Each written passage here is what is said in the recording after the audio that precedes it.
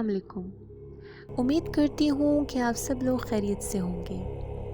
इस horror series में मैं आपको मुख्तलिफ और रियल हॉरर स्टोरी सुनाऊंगी, अपनी और अपने कुछ व्यूअर्स की ज़बानी। और तमाम लोगों से रिक्वेस्ट करती हूँ कि आप अपनी रियल स्टोरीज़ हमारे साथ ज़रूर शेयर करें इस ईमेल आईडी पे जो आपको डिस्क्रिप्शन में दी गई है, और हम इसको आपके साथ शेयर करेंगे इसी चैनल पे, Ustani vlogs in dark night horror series.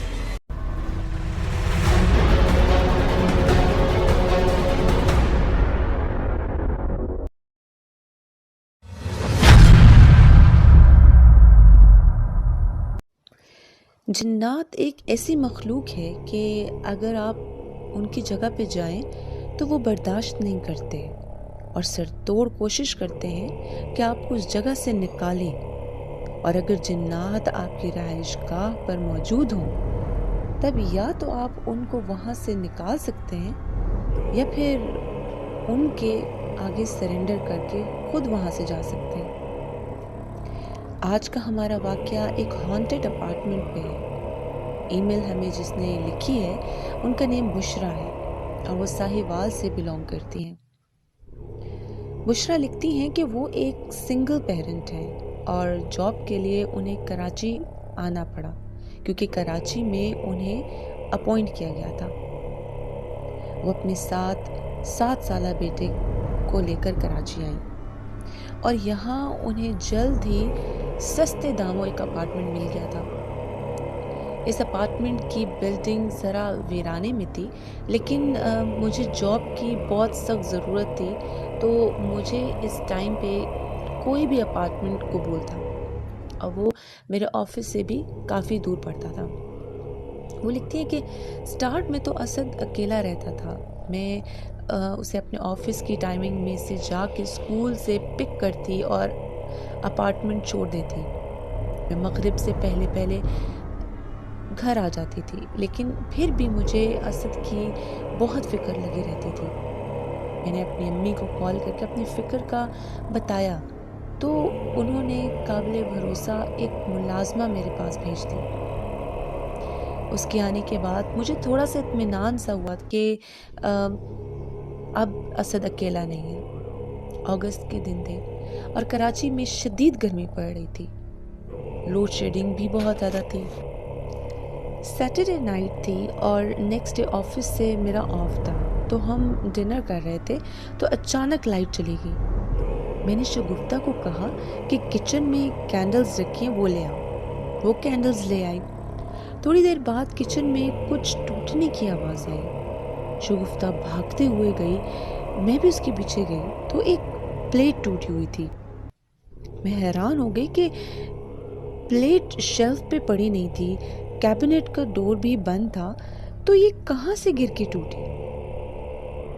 मैंने अपना वहम समझकर शगुफ्ता को कहा कि ध्यान से बर्तन रखा करो और इसे उठा के फेंक दो। खैर डिनर कंप्लीट किया तो लाइट वापस आ गई। इशा की नमाज अदा की तो शगुफ्ता सोने के लिए चली गई और असद टीवी देख रहा था। कुछ देर बाद मैंने उसे कहा कि अब बस जाके सो जाओ। उसको सुला के मैं बाहर आ गई और अपने लिए चाय बनाई क्योंकि मेरे सर में बहुत ज़्यादा दर्द हो रहा था। मैं अपने एक ख़ास प्रोजेक्ट के काम में बिज़ी थी। थकावट की वजह से मेरी आंख लग गई और मैं बैठे बैठे वहीं पे सो गई। आहट से मेरी आंख खुली तो इधर उधर देखा और जब मैंने अपने प्रोजेक्ट पेपर्स को देखा तो परेशान हो गई क्योंकि सब पेपर्स पे मेरी चाय गिरी हुई थी। ज़्यादा परेशानी की बात तो ये थी कि चाय टेबल पे रखी हुई थी तो मेरी गोद में रखे पेपर्स पे कैसे गिर सकती है। और सोने पे सुहागा सारे पेपर्स खराब हो गए थे। मैं पेपर्स उठा रही थी कि अभी इनका क्या हो सकता है, अब ऑफिस जाके दूसरे पेपर्स ले लूँगी कि अचानक ड्राइंग रूम की लाइट ऑन हुई। मैं समझी शगुफ्ता किसी काम के लिए उठी है। मैंने उसे आवाज़ लगाई तो आगे से کسی بچے کے رونے کی آواز آنے لگی۔ میں نے سوچا کہ یہ اسد کے رونے کی آواز تو نہیں ہو سکتی، تو پھر کس کا بچہ اس ٹائم رو رہا ہے اور وہ بچہ ادھر کیسے آیا؟ میں نے جو ہی ڈرائنگ روم میں ایک قدم رکھا تو لائٹ آف ہو گئی۔ میں کچھ ڈر سا گئی کہ اچانک لائٹ آن ہوئی دوبارہ اور میں نے صوفے کے ساتھ ایک بچے کی پرچھائی سی دیکھی جو ٹیرس میں جا کے غائب ہو گئی تھی۔ میں ڈرائنگ روم کا ڈور لاک کر کے اپنے کمرے میں آ کر سو گئی۔ اگلا سارا دن گھر میں تھی کیونکہ سنڈے تھا اور مجھے آفس سے آف بھی تھا۔ یوں ہی دن گزرتے چلے گئے اور شام ہونے کے بعد آوازیں آنا اور گھر میں برتن کا ٹوٹنا عام ہو گیا۔ اسد کافی ڈرنے لگا تھا اور میں اس کے لیے کافی پریشان بھی تھی۔ مجھے پتہ لگ گیا تھا کہ اس گھر میں کسی اور مخلوق کا بسیرا ہے، اس لیے میں نے گھر میں قرآن خوانی کروائی، لیکن شام ہوتے ہی وہی سب دوبارہ شروع ہو جاتا۔ ایک رات میں سو رہی تھی کہ ڈور کھلنے کی آواز سے میری آنکھ کھل گئی۔ میرے روم کا ڈور کھلا ہوا تھا۔ ان بڑھتے ہوئے واقعات کے بعد شگفتہ بھی میرے اور اسد کے ساتھ سوتی تھی، اس لیے مجھے پتہ لگ گیا تھا کہ شگفتہ تو نہیں ہو سکتی۔ دیکھتے ہی دیکھتے ڈور بند ہو گیا۔